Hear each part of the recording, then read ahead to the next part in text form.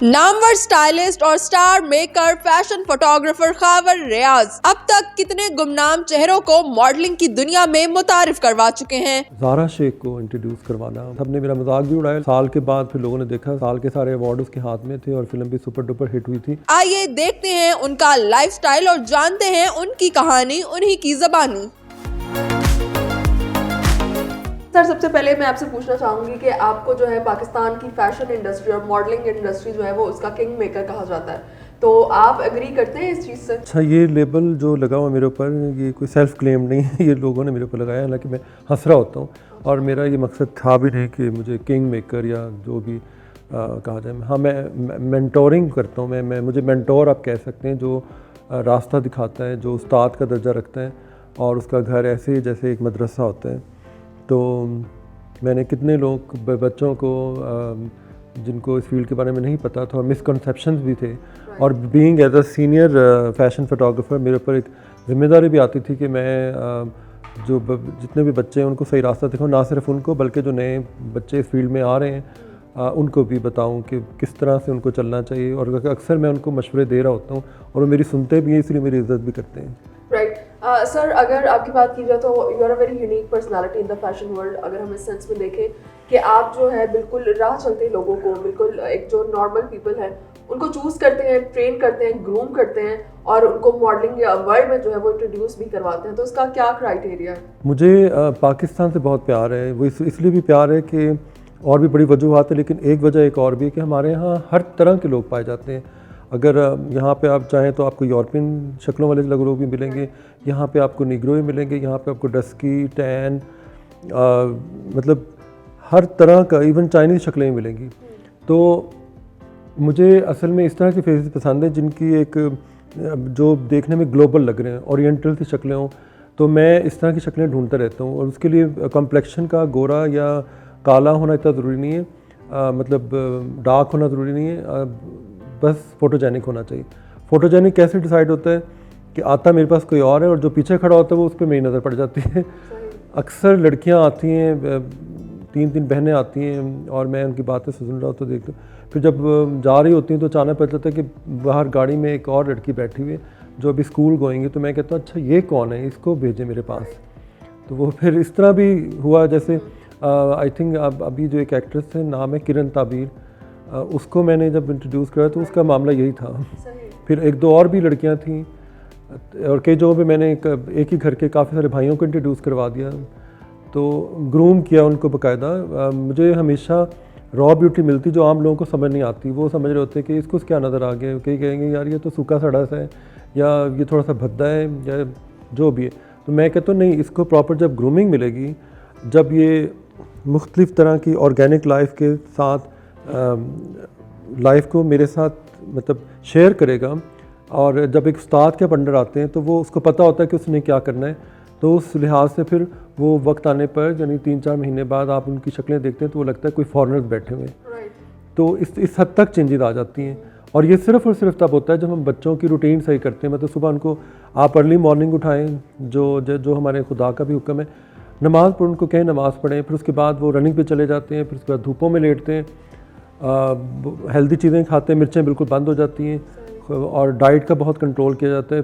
फिर वो आहिस्ता आहिस्ता जिस्म जो है वो डिटॉक्सिफिकेशन पे जाता है। वहाँ से वो सारा कुछ जब निकलता है तो वो पता चलता है वो तो एक नस्ल बहुत अच्छी थी, सिर्फ गलत लाइफस्टाइल ने उनका काम ख़राब किया। और मेरा सबसे बड़ा कमाल ये है कि मैं सबसे पहले तो सिगरेट बंद करवाता हूँ और फिर उसके बाद मोबाइल दबोच लेता हूँ क्योंकि मुझे पसंद नहीं है बिला वजह अपना टाइम वेस्ट करना। और मेरी कोशिश होती है कि जो बच्चा मेरे पास आए वह कुछ ना कोई स्किल भी मुझसे लेकर जाए। ओके, अगर हम सेलिब्रिटीज़ की बात करते हैं तो बहुत सारे there are number of faces, model, celebrities जिनको आपने इंट्रोड्यूस करवाया। किसी कुछ चंद का नाम अगर आप लेना चाहें जिनको आपने इस दुनिया में, इस वर्ल्ड में, फैशन वर्ल्ड में इंट्रोड्यूस करवाया। जी बिल्कुल, सबसे बड़ा जो लोगों को लगता है कि मिरेकल मैंने की तो हुआ था वो ये था कि ज़ारा शेख को इंट्रोड्यूस करवाना। वो बनने चली थी सिंगर और वो इसको इस दुनिया, मतलब इस एक्टिंग का और फैशन के बारे में कुछ पता नहीं था। तो वो एक सादा सी लड़की थी जो एक आम से घर से आई थी, लेकिन मेरी जैसी नज़र उस पर पड़ी और मैंने कहा कि ये है वो अगला चमकता सितारा। और सबने मेरा मजाक भी उड़ाया, लेकिन साल के बाद फिर लोगों ने देखा कि साल के सारे अवार्ड उसके हाथ में थे और फिल्म भी सुपर डुपर हिट हुई थी। और फिर बहुत सी एक्ट्रेसेस ने मुझसे रब्ते किए, तो वो मैं समझता हूँ कि मैंने कोई काम किया था। उसके बाद और भी बहुत सी लड़कियाँ आईं, बड़े अच्छे अच्छे घरों की आईं, और मेरा सबसे बड़ा कमाल ये था कि मैंने तकरीबन जो भी लड़की मेरे पास आई उसकी मैंने शादी भी करवाई। और एक चीज़, सोशल मीडिया पर आपकी शादी के हवाले से भी बड़ा शोर मचा हुआ है, तो इसकी क्या क्लैरिफिकेशन देना चाहिए? आई थिंक ये कोई इशू नहीं है कि शादी हुई या नहीं हुई। पहले ही दुनिया में इतने मसले पड़े हुए हैं कि हम शादियों के बजाय ये क्यों नहीं सोचते कि हम जो बच्चे इस वक्त रुल रहे हैं जगह जगह, उनके लिए कोई शेल्टर बनाएं, उनको तरबियत दें ताकि वो माशरे का एक अच्छा हिस्सा बने। तो मैंने सारी ज़िंदगी यही कुछ करना था, तो करते करते करते वो टाइम भी फिर गुजरता गया और मौका नहीं मिला फिर, क्योंकि मेरा करियर बहुत लेट स्टार्ट हुआ था। फिर उसके बाद अकेले रहने की आदत पड़ गई। अब मैं अपने अकेले रहने को एंजॉय करता हूँ, क्योंकि जब आपको सामने रोज़ नए नए चेहरे आते हों और आपकी ड्यूटी लग जाए कि जी आपने अब इसको ग्रूम करना है, अब इसको ग्रूम करना है, तो फिर अब आप ख़ुद बताएं कि शादी में तो एक और तरह की जिम्मेदारी होती है, फिर वो मेरे लिए फिजिबल नहीं था। सही। तो सर, इतने खूबसूरत चेहरे आपके पास आते हैं डेली बेसिस पर, तो कभी उनमें से आपको नहीं लगा कि कोई पसंद नहीं आया? बहुत दफ़ा पसंद आते हैं कि दिल करता है कि हो, लेकिन फिर वो एक लॉन्ग टर्म ज़िंदगी गुजारना या सब कुछ करना है, वो फिर मुझे समझ नहीं आ रहा होता। सर, आपके प्रोफेशनल करियर की बात कर लेते हैं। तकरीबन कितने साल हो गए आपको इस फील्ड में? मुझे तो लगता है मैं तो बचपन से शुरू हुआ हूँ, और वो मुख्तलिफ उसके सीज़न चलते जा रहे हैं। अभी अगले पता नहीं और कितने सीज़न चल रहे हैं, और हर दफ़ा कोई नई चीज़ एंटर होती है, फिर उसके साथ मेरी लाइफ नई तरह से शुरू हो जाती है। अभी कोई एक ख़त्म होती है तो साथ ही मैं कहता बस बहुत हो गया, लेकिन मैं क्या करूँ, अगले लम्हे एक और लड़का या लड़की या इंसान कोई मेरे आगे खड़ा हो जाता आके। अब वो तो चले साइड पे हो गया मॉडलिंग वाला सीन। अब जो सिनेरियो चलना शुरू हुआ है वो है कि आम जो लोग हैं, आम ख़वातीन और मर्द हजरात, वो किसी भी एज ग्रुप के लोग हैं, वो मेरे पीछे पड़ गए कि जी आपने इतना इन लोगों को चेंज करते तो हमें भी चेंज करें। अब मेरा ख्याल अगला मेरा प्रोफेशन वही होगा कि मैं आम लोगों को ट्रांसफॉर्म करूँगा, और उसके लिए मैंने बाकायदा अपनी टीम बना रहा हूँ, और साथ में कुछ प्रोग्राम्स बनाए हुए डाइट के हवाले से और कुछ वर्कआउट्स के हवाले से। तो वो सारा का सारा ऑर्गेनिक है। जब आप ऑर्गेनिक तरीके से चीज़ों को ठीक करते हैं तो शक्लों पे नूर आ जाता है। ओके। अच्छा सर, आप फैशन स्टाइलिस्ट भी हैं, फैशन फोटोग्राफर भी हैं, मेकअप आर्टिस्ट भी हैं। सो अगर कोई एक फील्ड चूज़ करने का कहें आपको, तो वो क्या होगी आपके लिए? मेरे ख्याल मैं इंटीरियर डिज़ाइनर बनूंगा। Interior designer, okay. मुझे मेरे साथ प्रॉब्लम है कि मैं किसी घर में चला जाऊं तो मैं ऐसे नज़रें दौड़ा देता हूँ कि मेरे हिसाब से कि इसमें रौला किधर है और क्या चीज़ जो है ना वो ज़्यादा लग रही है। मतलब ये घर जो है वो क्या दिखा रहा है कि वो ये कहना चाह रहा है कि लुक एट मी या दिस इज़ मी। तो आई थिंक वो आपकी इंटीरियर डिज़ाइनिंग के जो स्किल्स हैं वो आपके घर में भी हम देख सकते हैं। हाँ, मेरे घर तो ऐसे जैसे कोई पेंटिंग होती है, मैं आए रोज़ को चेंज करता है, ये कैनवस की तरह है। तो मुझे अपना घर ऐसे लगता है जैसे मेरा घर जो है वो लाहौर है, उसके बाहर जो है वो लाहौर नहीं है।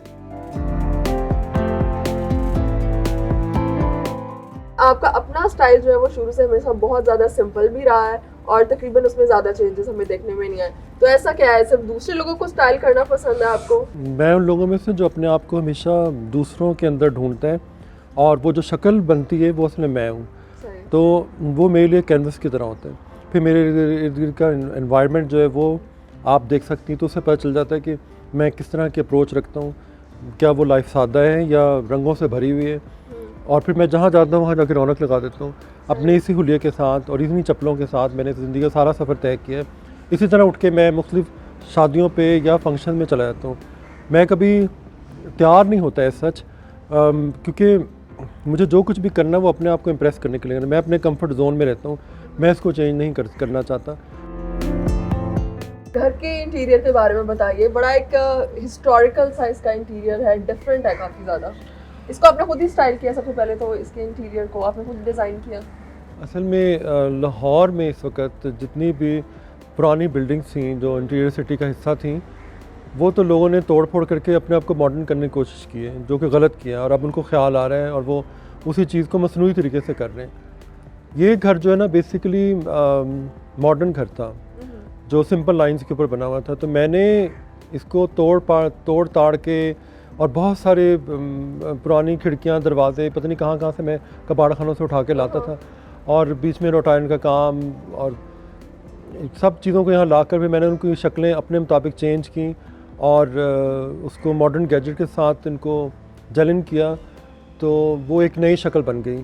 तो अब जब लोग इधर आते हैं तो उनको एक बड़ी ऑर्गेनिक सी फीलिंग आती है, बड़ा जो उनको लगता है कि जैसे वो कहीं स्पेन में या इटली में किसी टस्कनी वाली साइट पे आ गए। अच्छा सर, स्टाइल पर तो आपकी हमेशा नज़र रहती होगी, तो अगर रिसेंट सेलिब्रिटीज़ में से किसी के अगर हम बात करें तो आपको क्या लगता है किसका स्टाइल सेंस और उसकी जो ग्रूमिंग है वो बड़ी ज़बरदस्त है? रीमा जिस तरह से ग्रूम हो चुकी हुई हैं और जिस तरह से उनका सेंस ऑफ स्टाइल चेंज हुआ है और वो जिस तरह से अपने को कैरी करती हैं, मैंने उनको अक्सर फंक्शन में कभी भी वेस्टर्न क्लोथिंग करते नहीं देखा। हमेशा वो इस चीज़ का ख्याल करती हैं कि मैं अपने मुल्क की सकाफ़त को दिखाऊं, और वो उस लिहाज से जिस भी फंक्शन में जाती हैं वो उनको बहुत ज़्यादा अटेंशन मिलती है अपनी ड्रेसिंग की वजह से। मतलब वो बड़ी सटल सी ड्रेसिंग की तरफ आ गई। अच्छा, अगर मैं किसी ऐसी लेटेस्ट सेलिब्रिटी के बारे में आपसे कहूँ कि जिसको आप स्टाइल करना चाहते हैं, बिकॉज आपको उनकी लुक्स या उनकी ब्यूटी जो है वो अच्छी लगती है, फोटोजेनिक लगती है, और उसको आप स्टाइल करना चाहते हैं इन अ स्पेसिफिक वे। मैं ऑलमोस्ट सबकी ही कर चुका हूँ अब।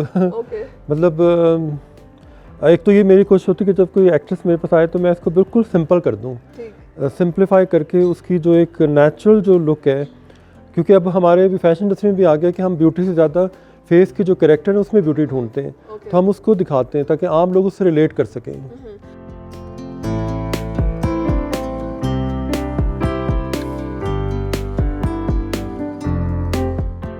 सर, अगर हम फैशन इंडस्ट्री में मॉडलिंग की बात करें तो इस फील्ड को लड़के और लड़कियों के लिए थोड़ा सा इनसिक्योर भी समझा जाता है, तो कुछ लोग जो हैं वो इस वजह से भी इस फील्ड में नहीं आते हैं। क्या ये बात सच है या ये जस्ट एक रूमर्स है?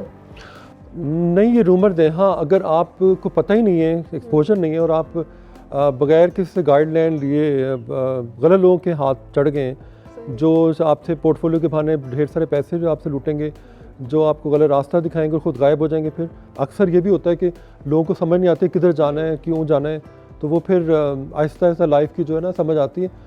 जो वो अगर आप सही जगह पहुँच गए हैं तो फिर आपको गाइडलाइन भी सही मिल जाती है। सही। अच्छा सर, हमने देखा आप बलूचिस्तान की जो ब्यूटी है उसको बड़ा इंट्रोड्यूस करा रहे हैं, ट्रांसफॉर्म करवा रहे हैं, क्यों आपको लगता है वो डिफरेंट है as compare to other segments of society of Pakistan?